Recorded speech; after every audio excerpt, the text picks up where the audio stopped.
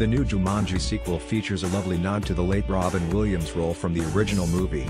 Jumanji, Welcome to the Jungle is a follow-up set 20 years after the events of the first, in which a group of teenagers find themselves at the mercy of the living game, now in the form of a retro games console. In a neat reversal of the premise, instead of the jungle invading the real world, the protagonists are sucked into the tropical death trap and tasked with playing through the game's main quest in order to escape its clutches. Through their hijinks in restoring the gem of the jaguar god to its rightful home, we see the jungle for the exciting but ceaselessly dangerous habitat it is, and along the way get a touching reminder of the fondly remembered 1995 blockbuster. Since Jumanji has switched to being a video game rather than a board game, the rules of the world now reflect the mechanics of old-school adventure games. There's a linear narrative marked out by a map, NPCs, non-playable characters, that repeat lines until you give the appropriate response, and the player characters each have specific skills. In the film, this is played up as a joke of opposites. The nerdy lead character is now Dwayne Johnson's smoldering action hero, and the preppy popular girl is now Jack Black's overweight 40-year-old navigations expert.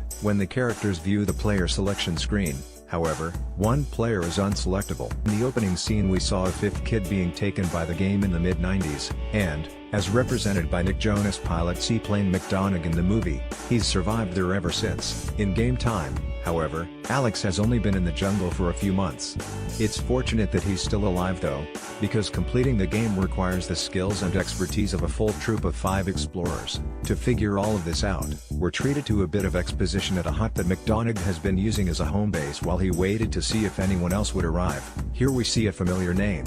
Alan Parrish was here as etched into one of the wooden rails. As you may remember, Williams played a much older Parrish who'd been trapped in the game for decades before being released by a pair of bored kids who discover the game in his old attic. Seeing his name in the cabin is a simple but touching way to honor Williams' role, because it explicitly makes it clear his presence left such an indelible mark on Jumanji that even the game's shape-shifting and changing of the rules couldn't uproot the time he spent there. Whether because of the length of time he spent there, or perhaps even because the game respects him as a worthy contender, his hideout and his name were left untouched. Williams took his own life in August 2014, following a decades-long struggle with depression and addiction. His death was met with an outpouring of grief from fans all over the world, and he left behind a firm legacy as one of Hollywood's most beloved actors.